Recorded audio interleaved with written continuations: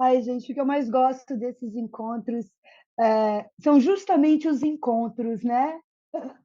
A gente está aqui com uma qualidade de pessoas, diversas partes do Brasil, fazendo essa troca, não tem preço, né? A gente volta agora para esse momento de conclusão. Mas antes eu gostaria de falar um pouquinho sobre os processos, porque a gente está aqui e também gostaria de saber o que vai ser feito com esse material, né? Assim, como que a luta continua e o que nós estamos, como vai ser a continuação do fórum. Bom, como vocês estão vendo, primeiro a gente está discutindo é, a- nos encontros setoriais os encontros das linguagens. As, é, Depois nós vamos discutir alguns grupos de trabalhadores.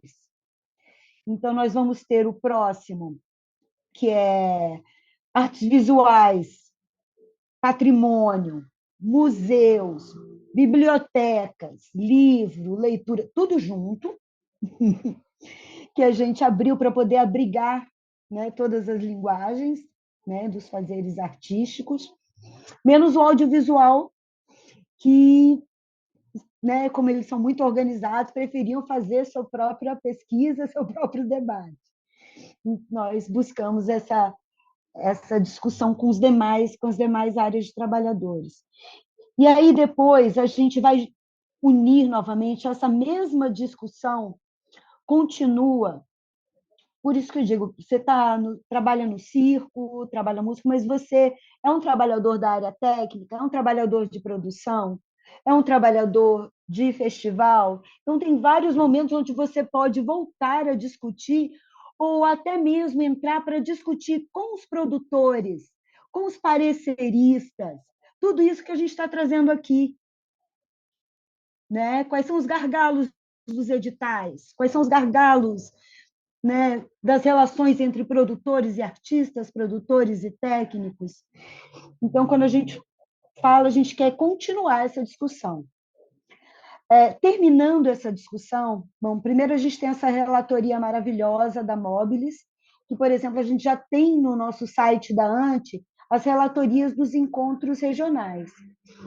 E aí vamos subir aos poucos as relatorias dos encontros setoriais também, para que a gente continue essa preparação. E aí, durante. Desculpa, a gente está passando uma nota aqui.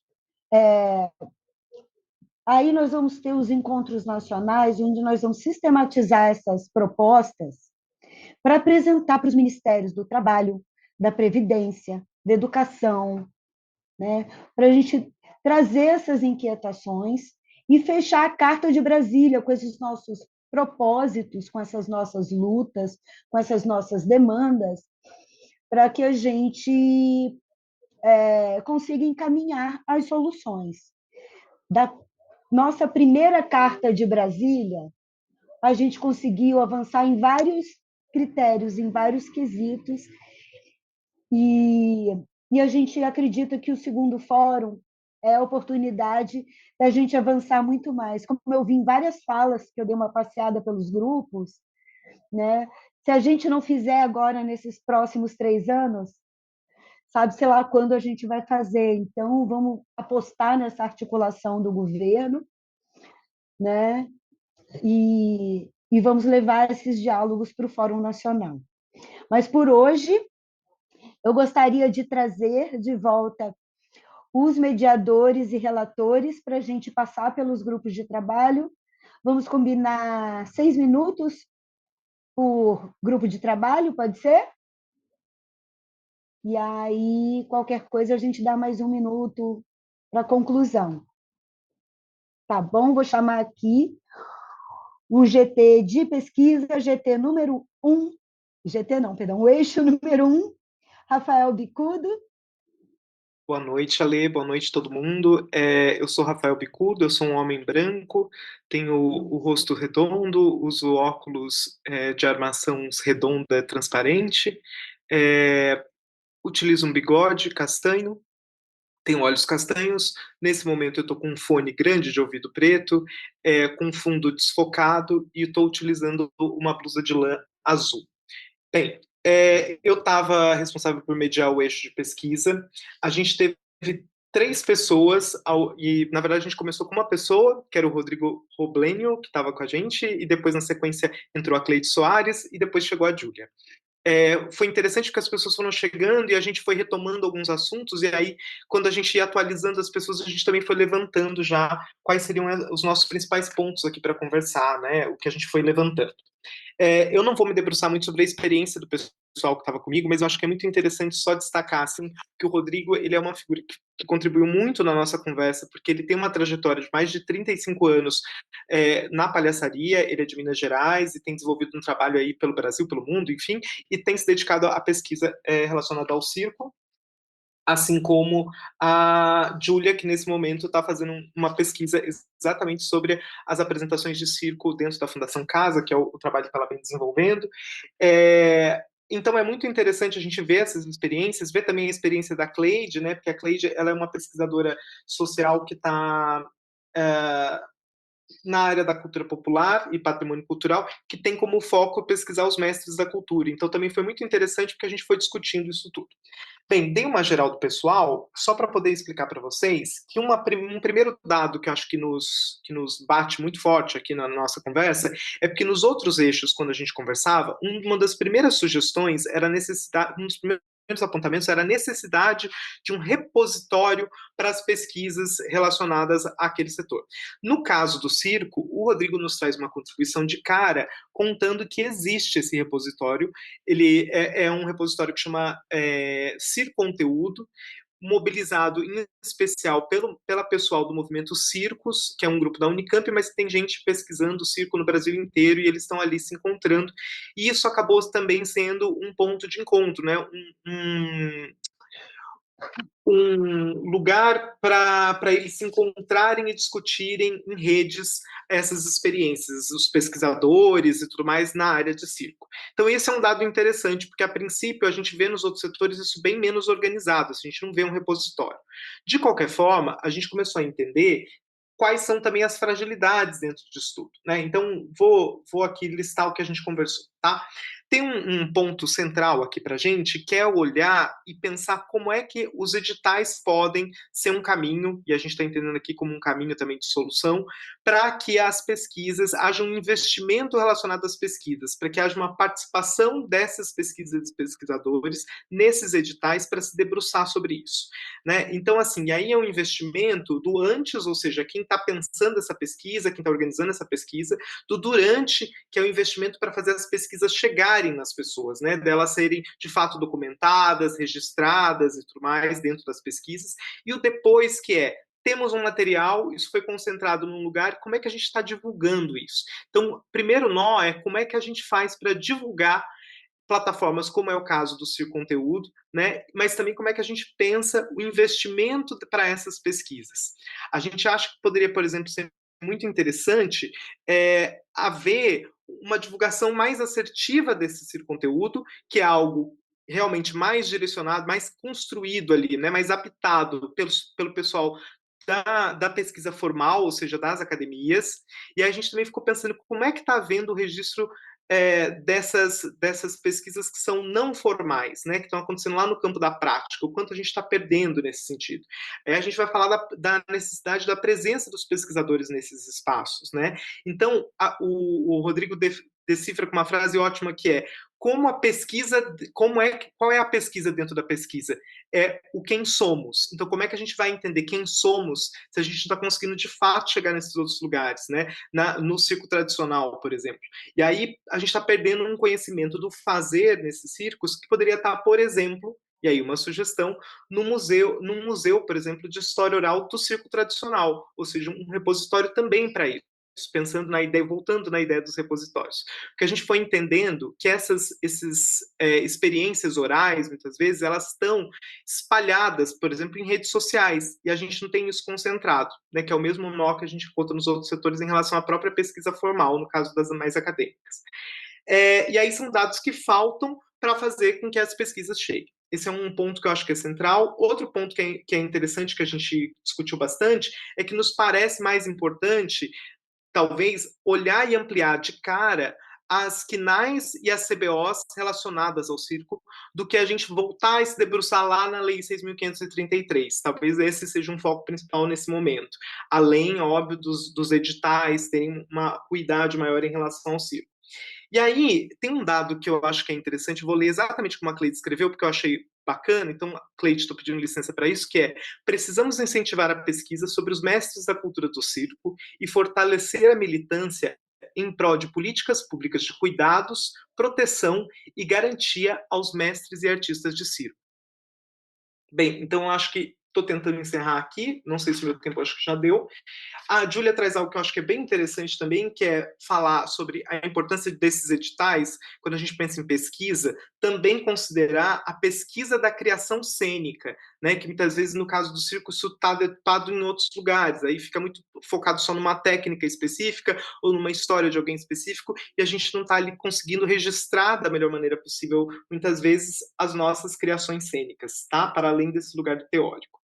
Então, acho que é isso. Acho que é ampliar a divulgação e. Ok. E ampliar a divulgação e criando as nossas estratégias para ocupar os espaços. E lembrar que tem uma. Eu vou falar uma frase só para acabar do Rodrigo que eu achei muito legal, que é: todo mundo é pesquisador, todo mundo é história. É isso. Perfeito, Rafael, muito obrigada. Agora eu gostaria de convidar o mediador do Eixo 2, a mediadora, né, Rosane Muniz, para fazer o relato dos trabalhos do seu grupo. Ai, que dificuldade! Porque é uma loucura, a gente tem muita gente bacana e a gente sabe que não vai falar e trazer tudo que foi falado lá e que foi muito pouco tempo, né? Não dá tempo. E mesmo assim, queria salientar aqui que várias pessoas trouxeram a falta, né, que a gente sente de mais pessoas aí do circo tradicional e da presença aqui de tantos mais. Isso é uma coisa que a gente vem pedindo ajuda a todos que participam, que saibam as próximas programações e que divulguem também, pedindo ajuda a todos para que venham, porque a gente tem mediadores, facilitadores, para a gente ter 10 salas, e a gente tem aberto aí, abre 4, 5, então, assim, que venham mais para a gente ouvir mais pessoas, porque tem que ser, vocês viram, no máximo 10 pessoas em cada sala, senão a gente não consegue ouvir todo mundo. Bom, a nossa sala do Eixo Formação estava bem diversificada, assim, tinha desde pessoas que nasceram no circo, que têm a tradição no circo, né, de família circense. Eu não, se eu for citar o nome de todos aqui agora, eu tenho medo de esquecer alguém. Então, eu não vou citar nomes. É, mas não tem como. Tem que citar nome. Ai, que difícil. Enfim, vou começar pelo fim. Então, o Douglas Barros, que vem aí de família jacircense, trabalhou em praticamente todos os circos do Brasil e que trouxe algumas importantes questões, as questões eu vou trazer depois. A Érica Sanches, indígena da Colômbia, imigrante, que já esteve com a gente aí nos eixos regionais. A Marlene Querubim, que teve aqui com uma participação muito importante, que é a cara do Rafa, porque falei para ela que temos a instrução normativa do Satélite de São Paulo, eu falei, é aí que a gente estudou, o Aleroy te mandou para a gente, e a gente fez a lição de casa, então obrigada pelo trabalho de vocês, e ela veio trazendo a importância, né, da ABNT para legalizar, a formação dela na Academia Brasileira Nacional, a NBR 655, com 1 e 2, e aí as diferenças de escola, né, escola profissionalizante, de circo social, e como atividade fitness, e aí nessa diferença entre também as formações, a gente teve casos aí bem interessantes, por exemplo, da Mirela Costa, que é lá de Fortaleza, e que ela participou de um projeto e ela ficou com muita dificuldade, porque ela participou desse projeto que é social, se formou, ela acabou trabalhando lá também, e ela fala da dificuldade que ela tem para ter uma formação continuada, para continuar ela acabou dando aula na mesma instituição e tem dificuldade de fazer a prática. Então, como que é isso, né? Como é que é? E como também lá é visto o circo social, o ensino de circo social, como uma atividade para tirar as crianças da rua e não como uma profissão. e ela quer o circo como profissão. Então, como ela continuar e como ela quebrar esses paradigmas dentro dessa própria instituição e trazer isso de forma diferente. Daí a gente teve também a Ohana, que é formada em teatro e pedagogia, e ela se diz arte educadora e formadora em circo, que trabalhou já numa escola tradicional, onde o circo, escola tradicional privada, onde o circo era uma disciplina, né, de artes, e onde podiam fazer apresentações, mas também, depois ela acabou saindo de lá e está hoje num projeto social, numa OSC, trabalha como MEI, tem salário, trabalha como formadora em circo. O Teodora está viajando pelo mundo, fez licenciatura em artes e parou, está num grupo de estudos, mas foi viajar, trancou a faculdade, está viajando há 1 ano e meio, não, há 1 ano e meio fez uma escola de circo dos bichos doidos em Pinheiros, e está em Olinda agora, está viajando e tentando entender como é que ela se qualifica, para onde que ela vai, buscando as várias possibilidades que existem. A gente começou também com o Rodrigo Mateus, que vários aí conhecem já de muito, né, de nome e tudo mais, que é artista, diretor, educador, produtor, criador de espetáculos, coordenador agora nas fábricas de cultura, então ele está empregado, e há 10 anos ele faz há 10 anos projetos aí para fomentar a pesquisa, mas sente essas burocracias, as dificuldades que a gente tem também das necessidades de DRT, como é que vai fazer para que esses cursos possam dar DRT para os formandos, né, os formandos dele nas fábricas de cultura recebem bolsa para estarem lá, são os aprendizes, né? E o Daniel Salve, que tem 25 anos de trajetória e também, e conheceu as técnicas de ciência em 2009, e que trouxe situações assim bem interessantes da necessidade de você ter várias formações para contemplar a necessidade do seu trabalho, por exemplo, como rigger. Então, como rigger, ele teve que fazer curso de bombeiro civil, técnico em segurança do trabalho, arborista, ou seja, várias formações, porque não tem a formação naquela área específica. E daí ele traz um outro problema também, que é, por exemplo, a NR35, que tudo é pautado nela, também não contempla todas as necessidades que tem quem trabalha em altura, porque são especificidades específicas que as artes têm e que o circo, o teatro tem quem trabalha em altura, que ela não contempla. Então, várias assim situações, falta de normas e regulamentações que norteiam Um também, minuto, Rô. que não vem também os formadores, a falta de pedagogia para poder atuar aí no ensino e na prática. Faltou só a fala da Você Janaína, Rô. traz para mim, e faltou a Janaína, fala para mim dos espaços indiretos de formação. Fala, Lili. Só que a Janaína falou sobre a formação, né?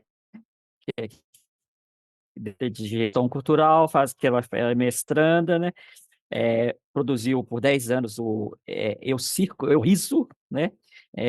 Ela fala também sobre isso, que não existe formação superior para o circo, né? Acha que os espaços indiretos de formação são super importantes para, inclusive, fomentar mesmo a existência do circo. Acho que é basicamente isso. Foi Se muito quiser bacana, porque a Janaína ela fez vários cursos, fez gestão cultural no Itaú Cultural, está isso. fazendo economia da cultura e economias criativas na URGS, mestrado, então ela vê essa necessidade também desse espaço indireto de troca que seja mais fomentado para que as pessoas se conheçam e troquem mais. Enfim, por enquanto só.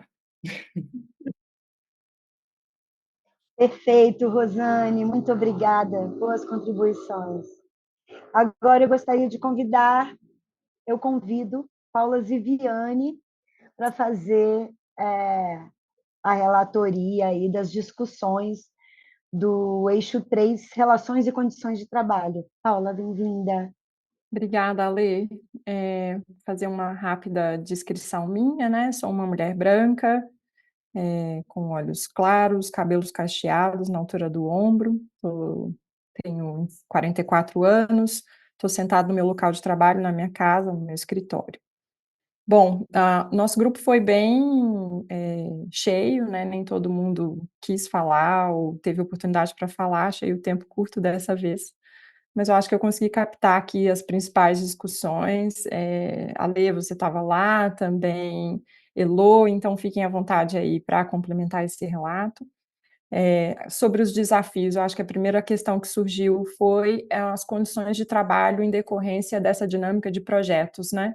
Teve uma fala assim, você executa e depois você é dispensado. Então, essa relação de trabalho através de projetos, acho que nem posso dizer que se estabelece uma relação de trabalho, né? Mas essa dinâmica por projetos traz uma série de problemas que uma delas foi falado que não tem um piso salarial, né? Não tem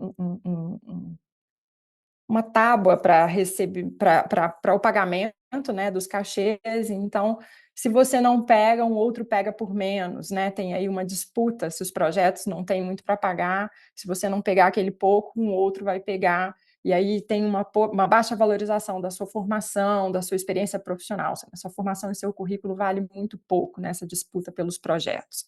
E aí essa relação vem sem acesso à seguridade, sem férias, sem benefícios. É um contexto de múltiplas funções, né? As pessoas desenvolvem um trabalho como artista, como produtor. Teve um relato de uma pessoa que faz até os contratos de trabalho sem assessoria de um advogado, ela mesma faz os contratos ali para formalizar minimamente os vínculos, né, que estabelece. Uma outra pessoa disse que, na verdade, nem tem contrato de trabalho, né?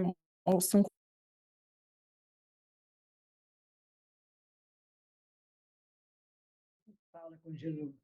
Para o circo, mas pelo que eu entendi, em outro segmento e outras linguagens, sim, transforma a relação de trabalho meio confusa, né? As coisas são um pouco amarradas.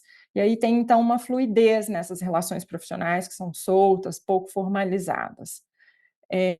Surgiu também a questão do MEI, né? Que existe aí uma limitação. O MEI ele não acaba não cobrindo muito o circo, ou quase nada, né? Porque são profissões que já são regulamentadas, portanto, não poderia usar o MEI nisso, mas que as pessoas têm e usam um código que é disponível, que dá para fazer uma adaptação ali, porque ele favorece o pagamento do imposto menor, né? Foi mencionado assim a impossibilidade de fazer um projeto com RPA, por exemplo, por conta do imposto que é cobrado.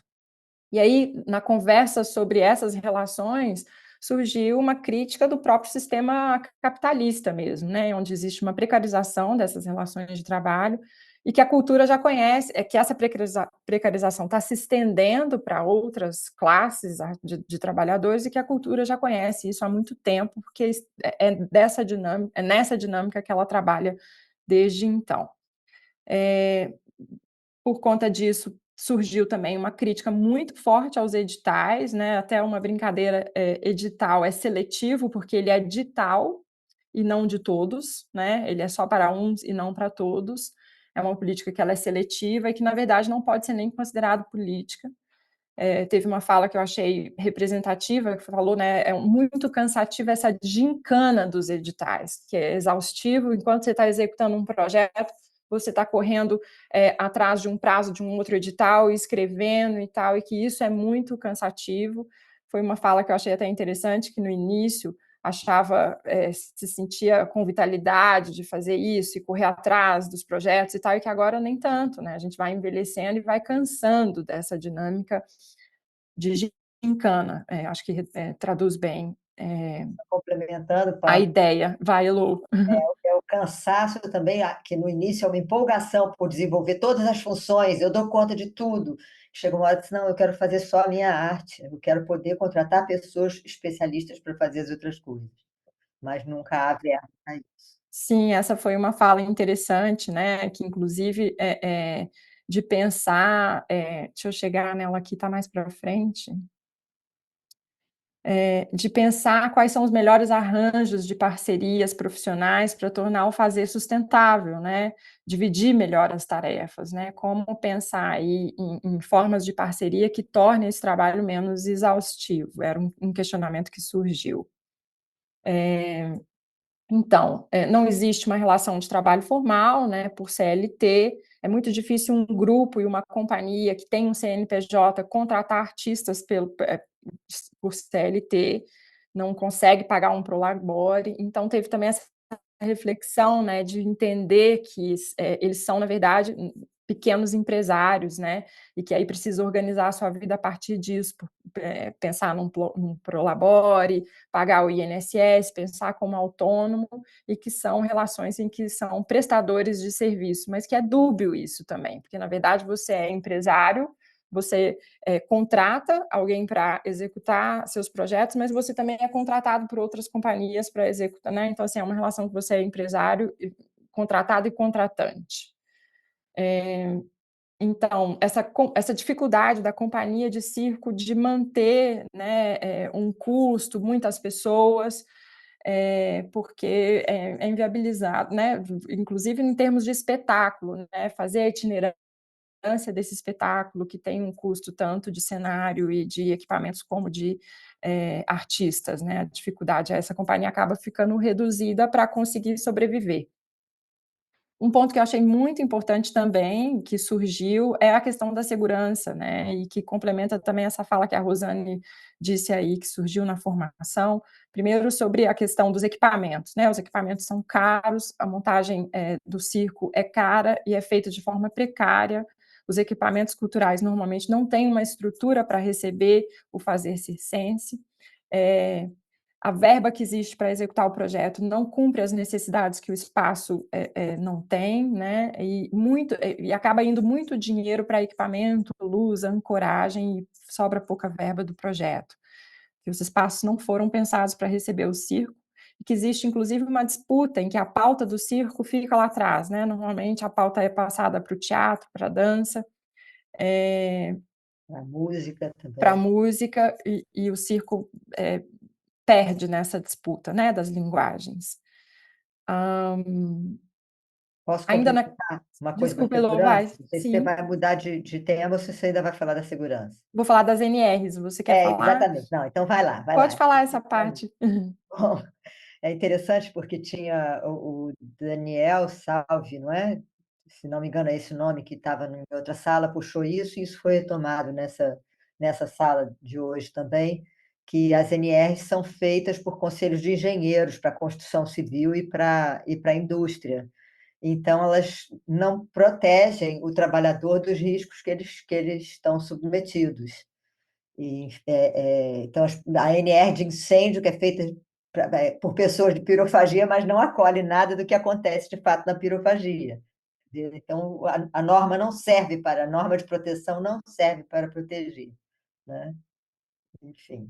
Sim, então aí já pego, Elô, um gancho nessa sua fala, né, pensando já na questão das soluções, para esse ponto em específico da NR, foi pensado de entrar em contato com os conselhos de engenharia, de indústria, para repensar as NRs específicas para as artes, né, para adaptar essa questão das NRs Eu para a gostaria de falar cultura. sobre isso. Na verdade, a gente tem que pedir uma comissão para fazer uma NBR específica para o circo. A gente fez a NBR do circo, mas a gente não conseguiu incluir aí a questão de segurança, porque tem que pedir uma comissão especial para fazer a revisão Uhum, então fica aí da também. 35. Tem que fazer um pedido oficial para fazer uma revisão específica para o circo.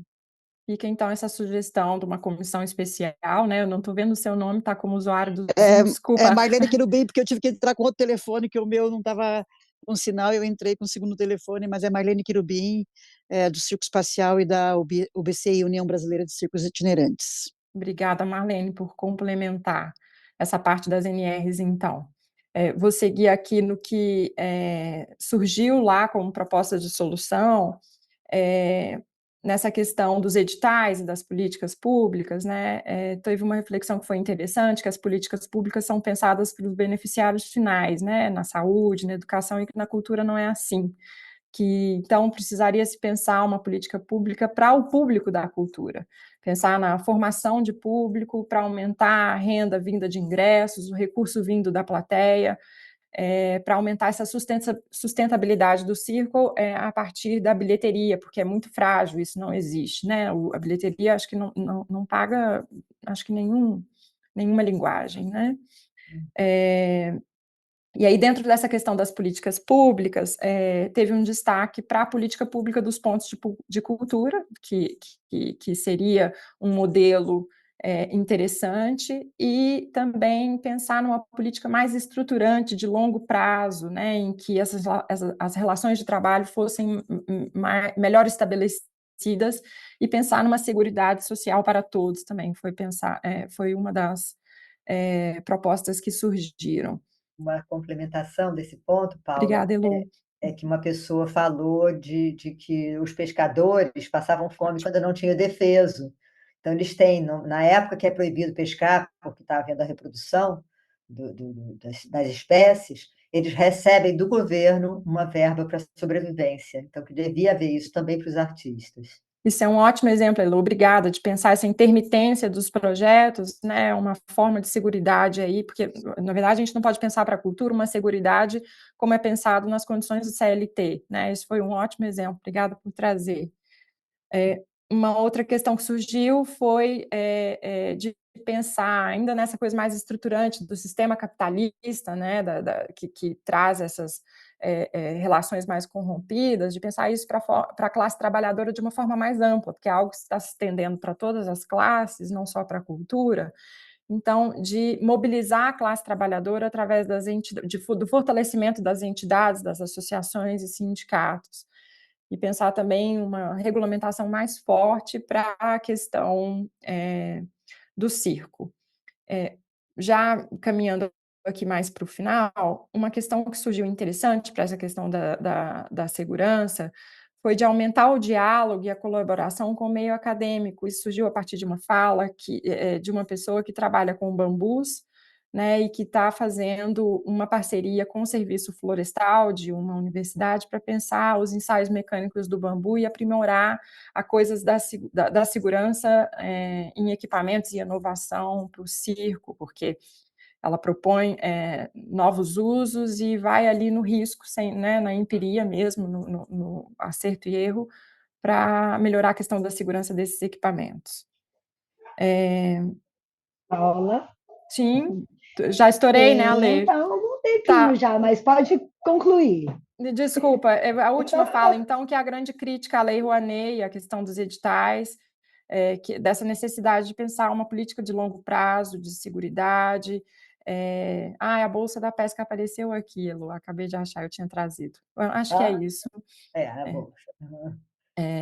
Acho que esses foram os principais pontos. Depois, ao final, se você achar que vale complementar, né, Ale? Queria agradecer a oportunidade e as contribuições que surgiram lá no grupo. Obrigada.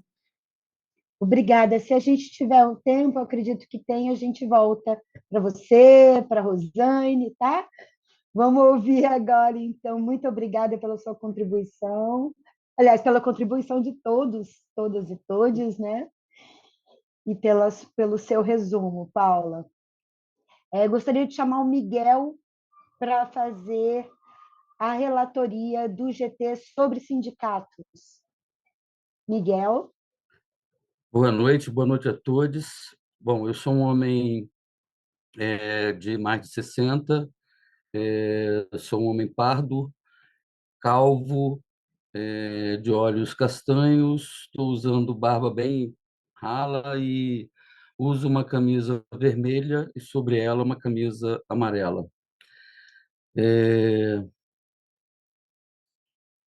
Bom, então aqui vou relatar o eixo 4, organização e representação sindical, né? Nós, embora não tenhamos muita gente na sala, a gente teve uma boa discussão que eu vou passar a colocar aqui. Primeiro, registrar alguns nomes, embora a gente, como eu estava dizendo, não tenha tido muita gente, mas eu vi muitos nomes relativos ao circo. Vou citar alguns aqui para depois a gente procurá-los. Coletivo Malanarquista, tem a menção à Quinta Convenção Pernambucana de Circo e Arte de Rua, tem o Circo do Monte Olinda, do Circo do Monte em Olinda, tem o Movimento Aldeia dos Povos, União Brasileira de Circos Itinerantes, que eu ouvi aqui, aproveitei para colocar nesse grupinho, e uma cooperativa paulista de circo, que foi criada para representar trabalhadores, né, em contratação, mas, pelo que eu tive no relato, ela não está funcionando. Então, vamos aqui aos desafios levantados no grupo. Primeiro, a guerra judicial, né, que existe não só nesse, mas em outros sindicatos do Brasil. Importante dizer que só tinha um representante de sindicato, do Sindicato de São Paulo, né, do SATED de São Paulo, né, que é o sindicato ligado a esse setor, né, legalmente. Né. Tem um número pequeno de sindicalizados, esse setor. Há também, entre os desafios, muitos abusos nas relações de trabalho, restrições, proibições e confisco de equipamentos em função das discordâncias aí da ocupação do espaço público, né, as divergências nos diversos municípios, né, as diversas legislações, né, que não se encontram aí, né, em relação à utilização do espaço público para a apresentação de espetáculos circenses e da cultura popular, né? A precarização da máquina sindical também é, como sempre, relatada, né? Trouxe também aqui alguns números para nos dar a dimensão da precarização do maior sindicato do Brasil e mais antigo, né? Que é o Sindicato de São Paulo, o SATED, que tem 54 profissões sob sua, vamos dizer assim, sob sua responsabilidade, né? Tem 6 diretorias para representar todas essas profissões e tem 2 funcionários no sindicato. Esse é o tamanho do desafio hoje de precarização da máquina sindical, né? E isso porque o sindicato ainda funciona em São Paulo, em muitos estados sequer funciona, né? E um outro desafio aqui colocado no caso do sindicato, né, que o técnico circense ele não é só isso, né? Eles são vários técnicos circenses, várias especialidades, né? E isso dentro do sindicato também é um desafio, porque aí você tem que contratar essas especialidades para as bancas, né? As bancas de certificação para emissão, né? Do DRT. Então, esses são os desafios, né? E agora eu vou apresentar os desejos de solução aqui, né? Primeiro, uma lei nacional do artista de rua, a atualização das CBO circenses a partir de um amplo debate nacional, o cumprimento das metas da Conferência Nacional de Cultura relativas ao circo, a regulamentação de uma grade curricular nas escolas técnicas, o que facilitaria o processo de certificação, né? Aí, no caso, essa regulamentação é para conteúdo e habilitados a formar, né? Outra proposta, né,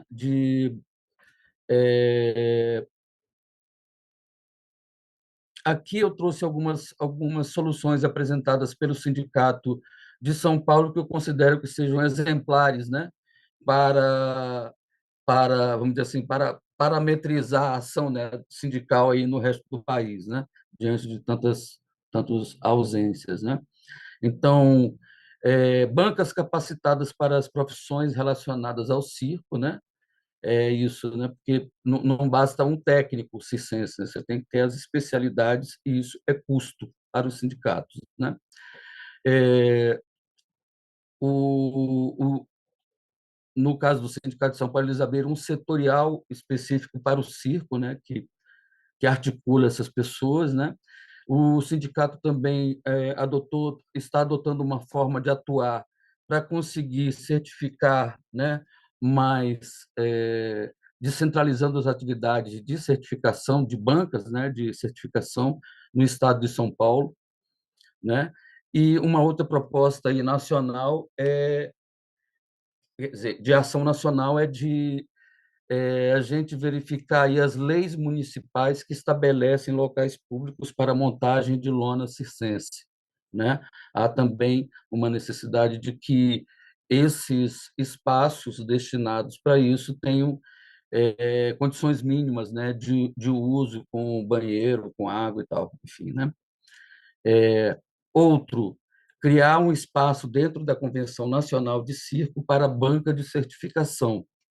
Essa foi uma proposta também de São Paulo, que eles estão encaminhando, eu julguei interessante, porque é uma estratégia, né, importante. O outro, O, o Sindicato de São Paulo hoje oferece 50% de desconto nas taxas do processo de capacitação para emissão de DRT dos trabalhadores circenses, né? É, é isso. Essas são as propostas surgidas no grupo.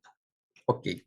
Consegui no tempo ou passei algum? Me interessa muito saber desse dado. Miguel, hoje eu fiz como você, hoje eu peguei o seu lugar.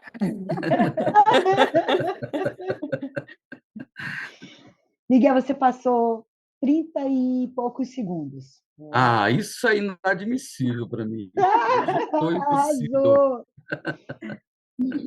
Bom, gente, depois dos relatos dos, dos mediadores, eu gostaria de saber se os relatores têm algo a complementar primeiro. Se algum relator tiver algo a complementar em algum GT, levanta a mão. E Everton, não, o Everton não é relator. Calma, Everton, eu já vou abrir de volta aqui para o público. Primeiro, eu gostaria só de chamar a Rosane para complementar o que ela falou que havia deixado. Eu queria só acalmar o coraçãozinho de todos, porque assim, o lugar é de escuta e a gente quer ouvir todos, mas realmente é uma pena que o espaço de troca acaba ficando muito limitado.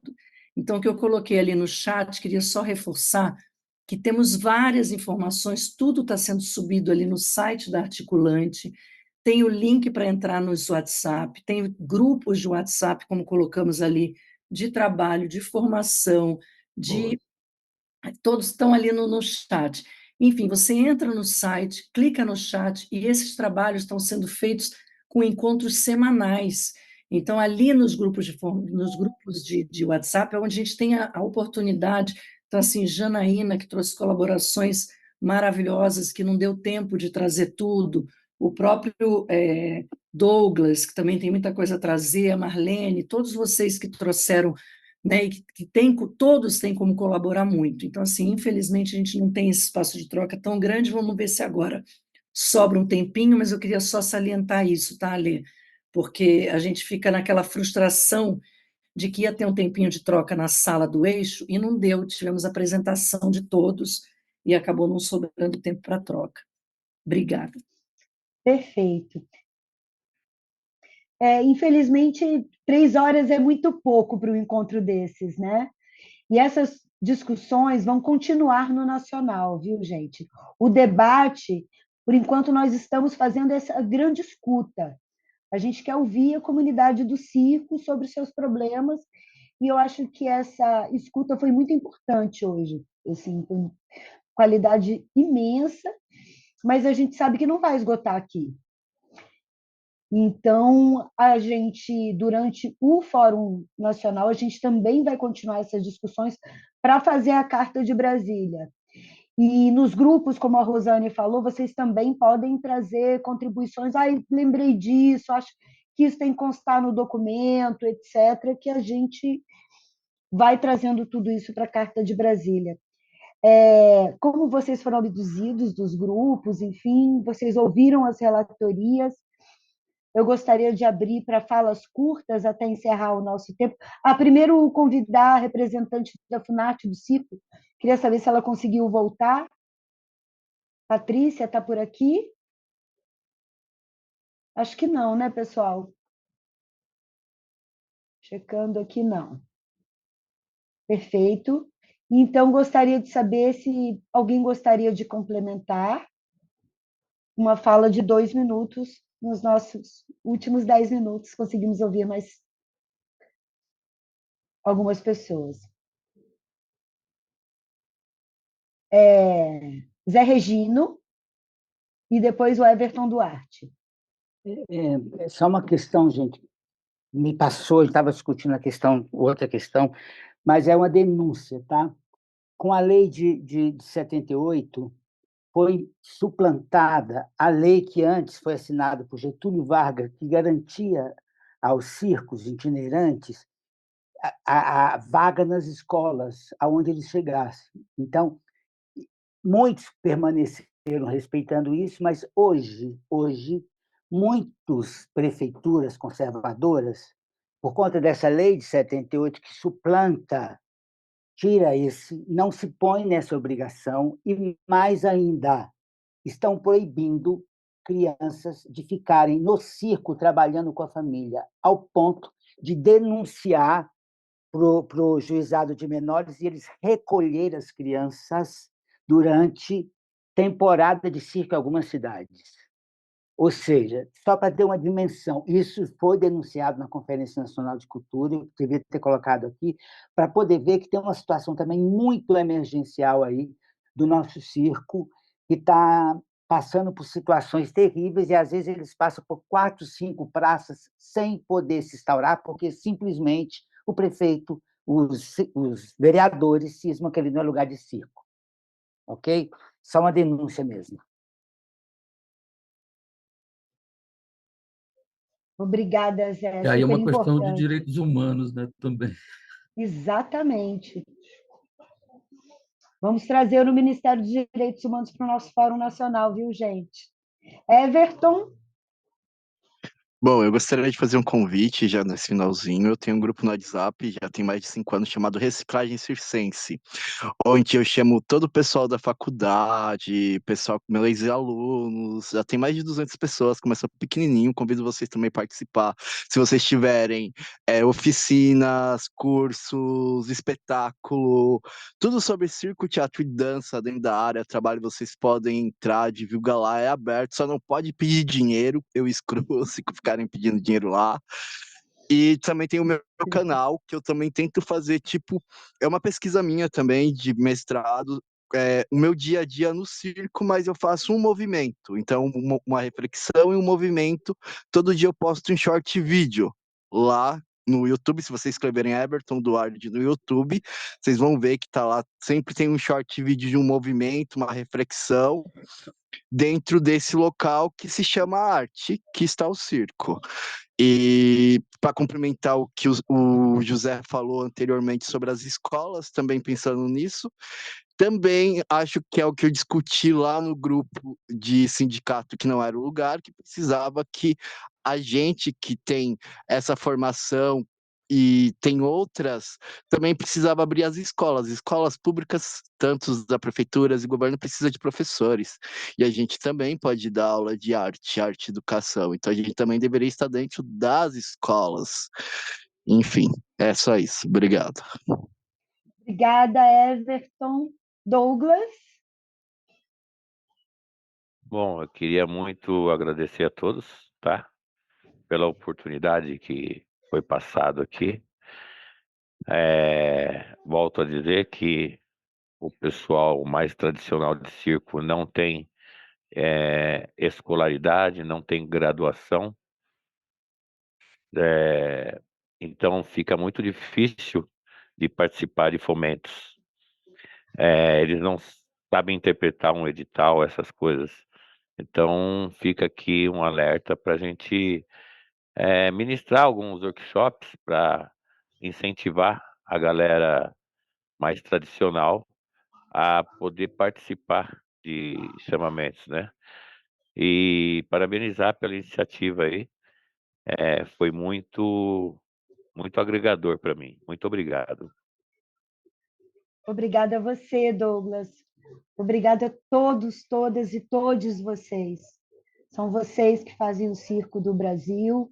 Vamos continuar discutindo, se aproximem, né? Vamos fortalecer esse grupo de circo, vamos chamar outras pessoas, né, para que o circo possa trazer essas demandas que nós vamos apresentar não só para o Ministério da Cultura, mas para o trabalho, para a previdência, direitos humanos, educação, para que a gente, porque a economia da cultura ela exige essa política transversal, né? Está na hora de nos olharem como uma economia e pensar nas formas de incentivar, de fomentar, de formar e de respeitar os direitos dessas trabalhadoras e trabalhadores.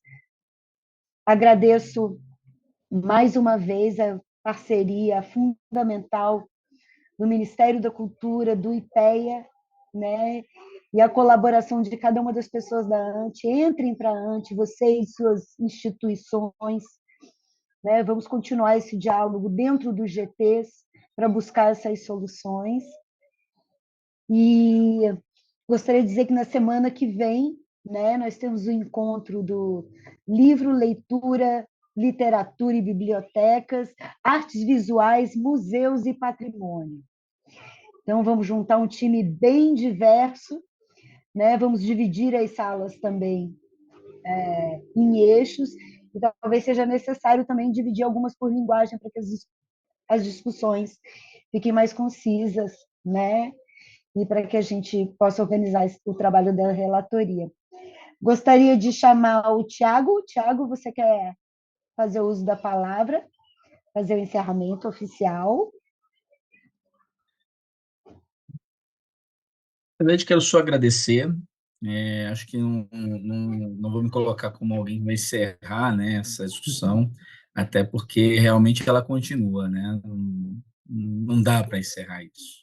É um movimento que a gente não para. Então, o que a gente quer pedir é só que todo mundo se mantenha conectado, tá?